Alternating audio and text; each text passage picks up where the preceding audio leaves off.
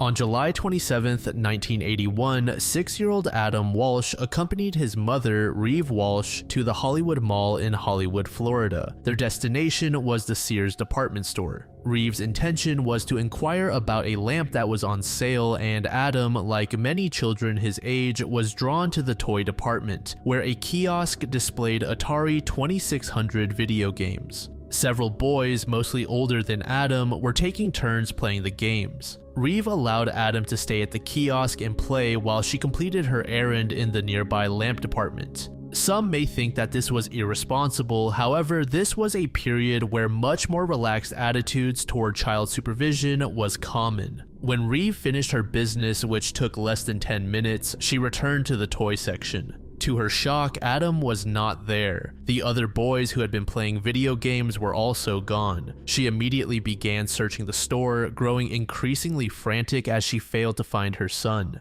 She had Adam paged over the store's public address system, but there was no response. By chance, she ran into her mother-in-law, Jean Walsh, who joined her in the search. Together, they combed the store and surrounding areas for more than 90 minutes, asking employees and shoppers if they had seen Adam. During this time, a store manager informed Reeve that a scuffle had broken out among the boys over whose turn it was to play the video games. A teenage security guard had intervened and demanded that the boys leave the store. The guard reportedly asked the older boys if their parents were in the store. When they replied that they were not, he escorted the group out through the west entrance. Adam, described by his family as shy and timid, likely followed the group but did not speak up for himself. His parents later theorized that Adam, unfamiliar with the mall's layout and left at an exit he did not recognize, became separated from the other boys and was left alone outside the store. After over an hour of searching and paging, they failed to locate Adam. Reeve then called the Hollywood Police Department at 1:55 p.m. The first officers arrived at Sears by 2:10. The initial police response treated Adam's disappearance as a routine missing child case, not immediately suspecting foul play. At the time, law enforcement protocols often assumed missing children were runaways or involved in custody disputes, and there was no system like the modern Amber Alert to mobilize a rapid, coordinated search for abducted children. The search efforts remained localized to the mall and its immediate surroundings for several hours. As the hours passed, panic and dread grew. Adam's father, John, who was away on business, rushed home and joined the search, working with officers to find his son. The family's anguish and efforts to find Adam quickly attracted media attention. Local news outlets began reporting on the disappearance, and soon the story spread to national networks. Flyers bearing Adam's photograph were distributed throughout South Florida. The Walsh family appeared on television, pleading for Adam's safe return and offering a $100,000 reward for information leading to his recovery. Despite the massive public response and the involvement of dozens of police officers, helicopters, and ground search teams, the search for Adam yielded no immediate results. 4 days after the disappearance, investigators admitted they had hit a wall in the case, with no solid leads as to Adam's whereabouts. The FBI did not become involved until a week after Adam vanished, a delay that would later be criticized by the Walsh family and others. 16 days after the disappearance, two fishermen made a grim discovery in a drainage canal along the Florida Turnpike near Vero Beach, almost 130 miles from Hollywood. They found a severed head, which was retrieved by Indian River County Detective Ralph Latimer Jr. and a deputy from the sheriff's office. Divers searched the canal for further remains, but a body was never recovered. Dental records confirmed the identity of the remains as Adam Walsh. The coroner determined that Adam had died from asphyxiation, likely within hours of his abduction. The state of the remains suggested he had died several days before the discovery, and decomposition indicated he had been in the water for some time. On August 11th, John and Reeve were informed that Adam's remains had been found and identified. The news devastated the family and shocked the nation. The brutality of the crime sent waves of horror and sympathy across the country. The investigation into Adam Walsh's abduction and murder was fraught with complications, missed opportunities, and enduring controversy. From the outset, the Hollywood Police Department faced scrutiny for its handling of the case. And over the decades, the investigation would come to focus on several suspects, most notably Otis Tulle and later Jeffrey Dahmer, while suffering from critical procedural errors and lost evidence. Otis Tulle was a drifter and career criminal with a long history of violent offenses. He lived near the Hollywood Mall at the time of the disappearance and had a reputation for confessing to numerous crimes, many of which he did not commit. Despite these credibility issues, Tulle's confessions to Adam's murder would become the cornerstone of the case. He first confessed to the murder in October 1983, 2 years after Adam's death, and would go on to confess at least 25 times, often providing chilling details that had not been released to the public. In his statements, Tulle claimed he lured Adam from the Sears store parking lot with the promise of candy and toys, then forced him into his white 1971 Cadillac. He described driving north with Adam, who at first was compliant but soon began to panic and cry. Tulle said he punched the boy, but when this failed to calm him, he knocked him unconscious. He then drove to a deserted service road in St. Lucie County, where he strangled Adam with a seatbelt and decapitated him with a machete. Tulle also claimed to have incinerated Adam's body in an old refrigerator upon returning to Jacksonville, Florida.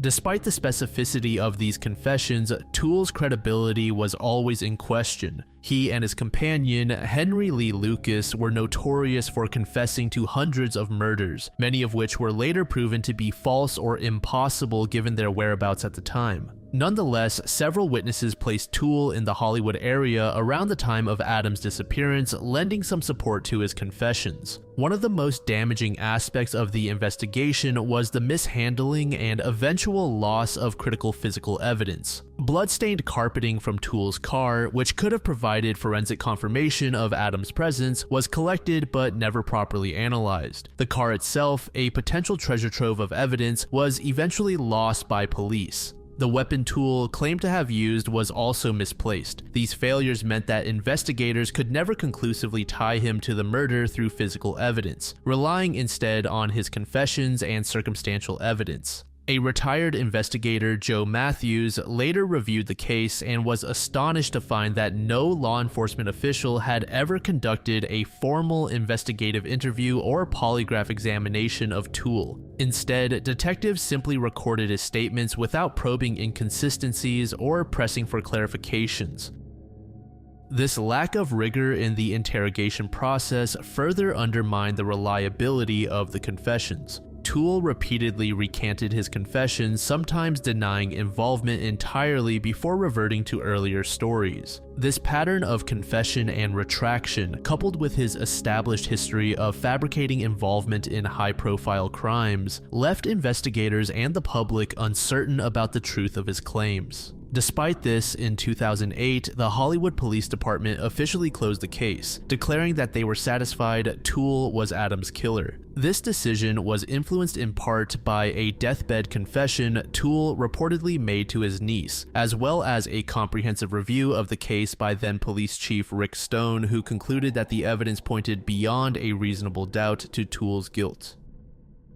Despite the focus on Tulle, Jeffrey Dahmer was also considered a suspect in Adam Walsh's murder. Dahmer was living in Miami Beach at the time of Adam's abduction, and 2 witnesses placed a man matching his description at the Hollywood Mall on the day Adam disappeared. One witness claimed to have seen a man resembling Dahmer in the toy department, while another reported seeing a blonde man with a protruding chin forcibly placing a struggling child into a blue van and speeding away. Dahmer's workplace reportedly had access to a blue van, and his later crimes involved decapitation, paralleling the fate of Adam Walsh. Retired FBI agent Neil Purtell, who interviewed Dahmer in prison, believed the killer was responsible for Adam's murder, citing his evasive answers and the circumstantial evidence linking him to the area. However, Dahmer consistently denied involvement, stating in a 1992 interview, "I've told you everything, how I killed them, how I cooked them, who I ate. Why wouldn't I tell you if I did it to someone else?"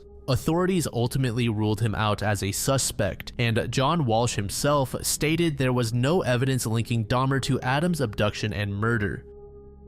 One interesting bit of information occurred shortly after Tulle's arrest in 1983 before evidence began to be mishandled. His 1971 Cadillac, the vehicle he claimed to have used during Adam Walsh's abduction and murder, was searched, and investigators employed the use of luminol. This is a chemical reagent that reacts with the iron in hemoglobin to reveal traces of blood, even if the area has been cleaned or is not visible to the naked eye. The luminol testing in Tulle's car reportedly produced positive results for blood evidence. According to police reports and later analyses, blood was detected on the front floor where the driver's feet would rest, on the floor behind the driver's seat, and along the floor next to the driver's seat. Notably, a series of photographs taken after the luminol application revealed a striking image on the rear floorboard of the car where Tulle claimed to have discarded Adam's severed head. Some investigators, most prominently former Miami Beach police detective Joe Matthews, argued that the outline revealed by luminol was a bloody impression of Adam Walsh's face, describing it as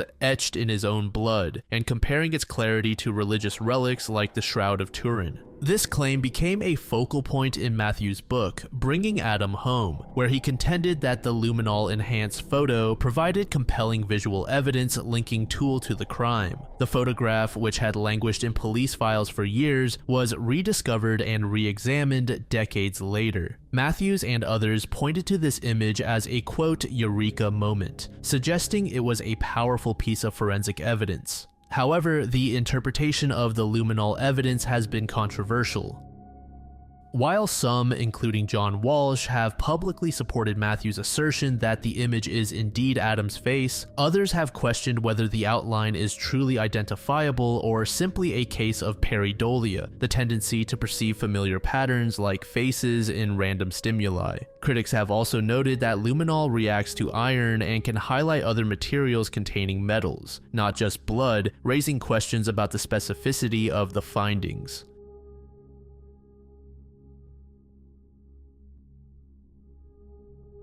Lena Medina, born on September 23, 1933 in the small village of Tecrapo, is known as the youngest confirmed mother in medical history. Her case, which came to light in 1939, remains one of the most extraordinary and tragic medical phenomena. Lena's story is not merely a medical curiosity, but a profound reminder of the vulnerabilities faced by children in impoverished and isolated communities. This case began in April 1939 when her parents, Tiburello Medina and Victoria Losea, noticed alarming physical changes in their 5-year-old daughter. Residing in the remote Andean village of Tecrapo, Peru, the family initially interpreted Lena's rapidly expanding abdomen as a sign of a malignant tumor, a conclusion shaped by limited access to modern healthcare and reliance on traditional healers. Desperate for answers, they embarked on a journey to the Hospital de Pisco, where Dr. Gerardo Lozada, a local physician, conducted the first clinical examination. Dr. Lozada's initial assessment revealed a distended abdomen, but palpation and auscultation detected fetal movements and a heartbeat, unmistakable signs of pregnancy. Stunned by these findings, he transferred Lena to Lima's Hospital de Maternidad de Lima for advanced diagnostics. There, a team led by Dr. Edmundo Escamel, a renowned endocrinologist, confirmed via pelvic examination and abdominal x-rays that Lena was in her 7th month of gestation. The x-ray images, which clearly depicted the skeletal structure of a near-term fetus, became critical evidence in verifying the pregnancy. Lena's ability to conceive at such a young age was rooted in precocious puberty, a rare endocrine disorder characterized by the premature activation of the hypothalamic pituitary gonadal axis. Dr. Escamel documented that Lena experienced her first menstrual cycle at 8 months of age, though conflicting reports from other physicians suggested menarche occurred later, around 3 years old. By age 5, Lena exhibited fully developed breasts, widened hips, and pubic hair. Bone age assessments conducted via x-rays of her hand and wrist indicated her skeletal maturity matched that of an 8 to 10-year-old as well. Furthermore, biopsies of ovarian tissue revealed active follicular maturation, confirming ovulation. Hormonal assays detected elevated levels of estradiol and luteinizing hormone, consistent with reproductive maturity. Obviously, despite the advanced maturation at hand, Lena's body faced significant risks during pregnancy. Her pelvis measured only 8 centimeters in the anteroposterior diameter, far narrower than the 11 to 13 centimeters typical of adult women. This necessitated a cesarean section to avoid life-threatening obstructed labor. Fast forward to May 14, 1939, a surgical team led by Dr. Lozada performed the cesarean delivery. The procedure, conducted under outer anesthesia, lasted 45 minutes and involved a midline vertical incision. Gerardo, weighing 6 pounds, was delivered without complications. Intraoperative observations revealed Lena's reproductive organs were anatomically indistinguishable from those of an adult woman despite her age. The case ignited immediate skepticism, particularly from U.S. physicians attending the 1939 American Medical Association conference. Critics argued that birth records from remote Peruvian villages were unreliable. Dr. Morris Fishbein, then editor of JAMA, posited that Lena might be 8 to 9 years old, citing dental development as an inadequate age marker. Some experts hypothesized that an ovarian tumor rather than precocious puberty triggered her early menstruation. Such tumors, though rare, can secrete estrogen and induce pseudo-puberty. However, biopsies ruled out neoplasms. By 1940, the global medical community had largely accepted Lena's case as authentic. The confluence of radiographic, histological, and clinical evidence solidified its place in medical literature. However, unanswered questions about the etiology of her precocious puberty, whether genetic, hormonal, or trauma-induced, persist to this day. With all that covered, we can now discuss the darker side of the case, that being, who was the man responsible for the pregnancy?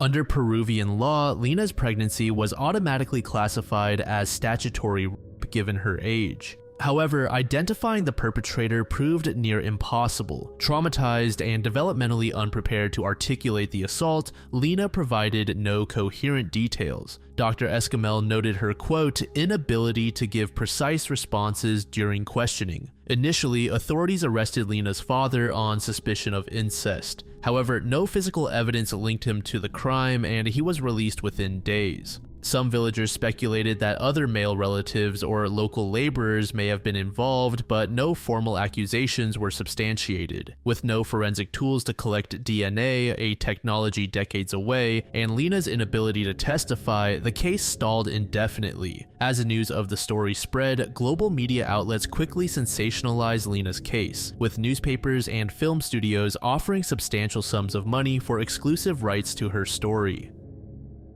Despite these offers, Lena's family consistently refused to cooperate with the press or to profit from her ordeal. Lena herself has steadfastly avoided publicity throughout her life, declining interviews and shunning the limelight. In 2002, she refused a request for an interview from Reuters, maintaining her lifelong commitment to privacy. This reluctance to engage with the media has only added to the mystique and intrigue surrounding her story. After the birth of her son Gerardo, Lena's life continued to be shaped by the circumstances of her early motherhood. Gerardo was raised believing that Lena was his sister, a story that persisted until he was about 10 years old and learned the truth. Tragically, Gerardo died at the age of 40 from bone marrow disease, a condition unrelated to his unusual birth.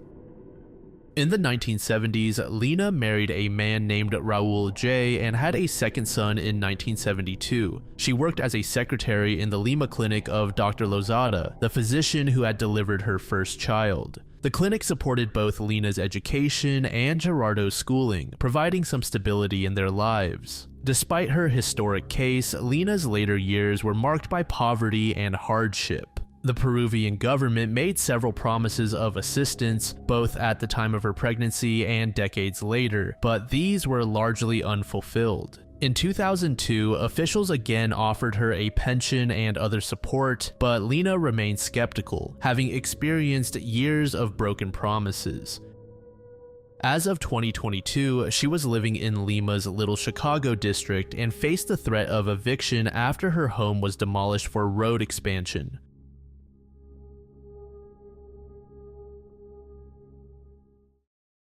On December 10, 2003, Thomas Bart Whitaker, then 23, set into motion a meticulously planned plot to murder his own family. The plan's foundation was a lie Bart had been nurturing for years. He convinced his parents, Kent and Patricia Whitaker, and his younger brother Kevin that he was about to graduate from Sam Houston State University. In reality, Bart had dropped out and had not attended classes for years, but he maintained the charade by forging documents and misleading his family about his academic progress. To celebrate this supposed graduation, the Whitaker family went out for dinner at Papado Seafood Kitchen in Stafford, Texas. That evening, Patricia and Kent presented Bart with a Rolex watch as a graduation gift, a gesture that would soon be marked by tragedy. That same evening, this picture was taken of Bart alongside his brother Kevin and mother named Patricia. Both Kevin and Patricia would tragically lose their lives as a result of the plan formulated by Bart.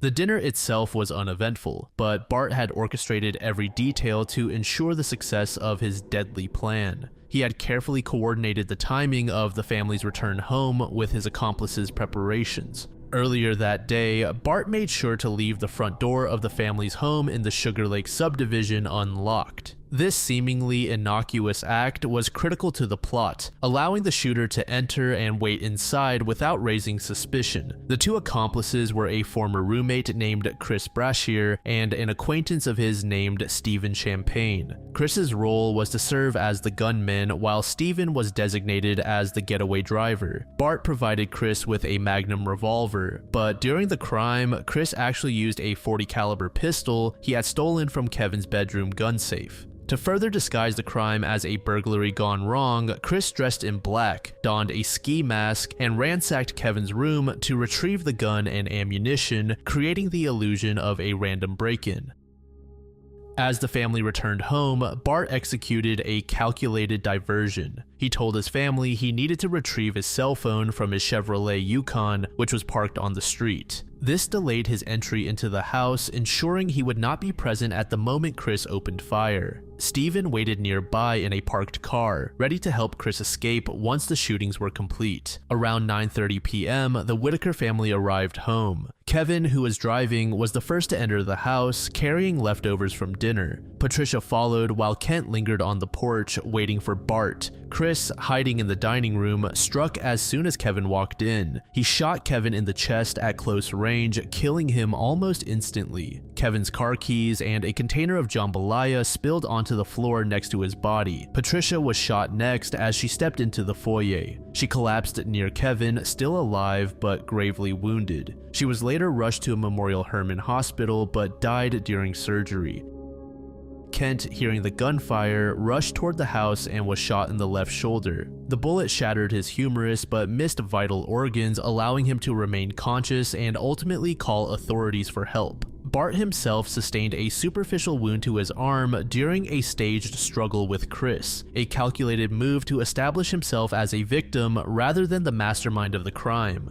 After the shootings, Chris fled through the backyard, clambering over a neighbor's fence. A neighbor, Cliff Stanley, discovered the carnage moments later and administered CPR to Patricia until emergency responders arrived. The investigation into the murders of Patricia and Kevin began immediately after the shootings. Bart claimed the family had been ambushed by a masked black man as they entered their home, a detail he repeated to first responders and police in an effort to divert suspicion from himself and his accomplices. Detectives from the Sugar Land Police Department and the Fort Bend County Sheriff's Office quickly began piecing together the events of that night. The initial theory was that the family had been the victims of a home invasion or robbery gone wrong. However, several red flags emerged almost immediately. Investigators noted that the front door had been left unlocked, which was unusual for the family and suggested prior knowledge or involvement by someone close to them. Forensic analysis of the scene revealed that the weapon used to shoot the family was a .40 caliber pistol taken from Kevin's locked gun safe, not a weapon brought by an outside assailant. This detail undermined the theory of a random burglary and pointed to someone familiar with the home and its security.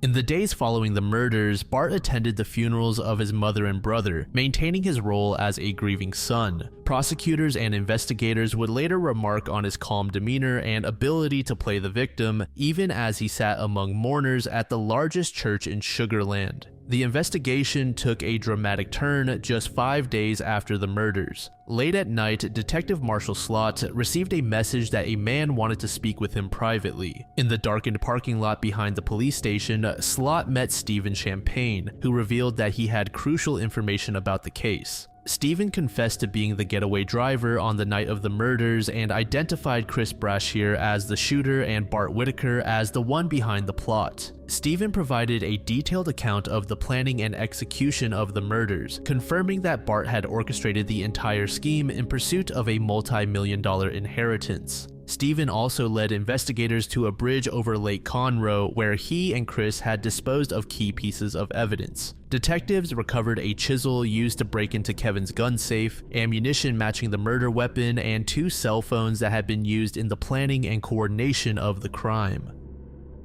With this confession and the physical evidence retrieved from the lake, detectives were able to build a compelling case against all 3 conspirators. Arrest warrants were subsequently issued for Bart, Chris, and Stephen. Chris and Stephen were arrested and taken into custody, while Bart, sensing the investigation closing in, remained free for several more months. By June 2004, as the focus of the investigation shifted squarely onto Bart, he made a calculated escape. He stole $10,000 from his father's safe and told his father he was going out to a club, but instead vanished without a trace. Bart used $3,000 of the stolen money to pay an acquaintance, Rogelio Rios, to drive him to Mexico. Once across the border, Bart assumed the alias Rudy Rios and settled in the small town of Quiralvo, Mexico. There, he found work in a furniture shop and began a relationship with a local woman, telling her and others that his gunshot wound was the result of action in Afghanistan.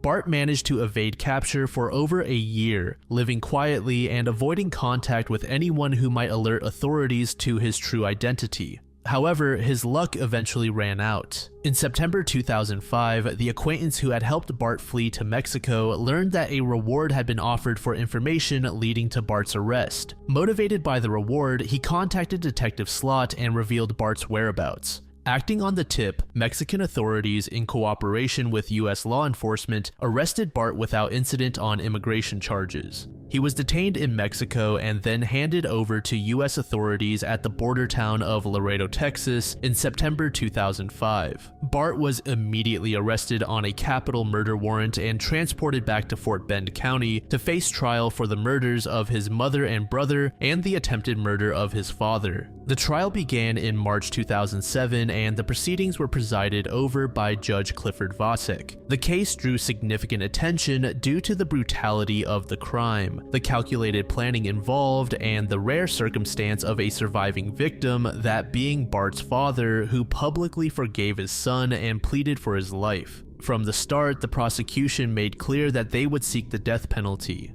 District Attorney John Healy refused to accept a plea bargain despite Bart's willingness to plead guilty in exchange for consecutive life sentences.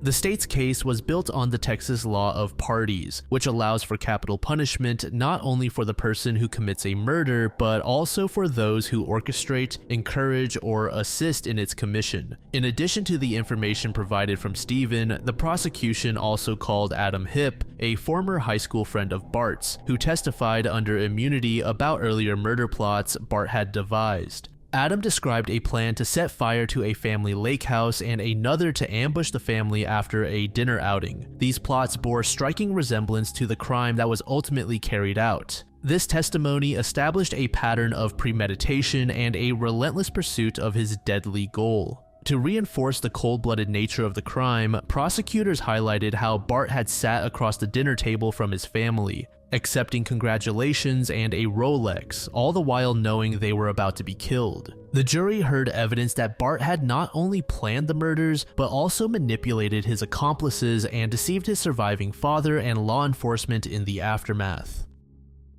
The defense, led by Randy McDonald, faced a daunting challenge given the overwhelming evidence and the confessions of Bart's co-conspirators. The defense's primary strategy was to humanize Bart and to emphasize his remorse and the wishes of his father. Kent testified that he and other family members from Patricia's side had tried to persuade the jury to spare Bart's life, arguing that executing Bart would only deepen the family's suffering by making Kent a victim once again. Bart himself took the stand, expressing regret for his actions and acknowledging his guilt. He testified that he had offered to plead guilty and accept as many life sentences as the prosecution wanted, hoping to spare his family the ordeal of a trial and to avoid the death penalty. The defense argued that the state was unfairly seeking the death penalty against Bart, even though the actual shooter, Chris Brashear, had not been charged with capital murder nor faced the death penalty. The defense also attempted to challenge the prosecution's narrative regarding Bart's financial motives. Bart claimed that he was unaware of the full extent of the family's life insurance policies and that the only policy he knew of was a $50,000 policy on his father's life, not the much larger sums suggested by the prosecution. However, this argument carried a little weight in light of the extensive evidence of Bart's long-term planning and repeated attempts to kill his family for financial gain. After closing arguments on March 5, 2007, the case went to the jury. The jury deliberated for only 2 hours before returning a verdict of guilty on the charge of capital murder under the Texas law of parties. The sentencing phase followed, during which the jury was asked to consider whether Bart posed a continuing threat to society and whether there were sufficient mitigating circumstances to warrant a life sentence instead of death. Ultimately, they found that Bart would likely commit future acts of violence and that the mitigating evidence was insufficient to spare his life. Judge Whitaker sentenced him to death. However, in February 2018, about an hour before his scheduled execution, Bart's sentence was commuted to life imprisonment without the possibility of parole.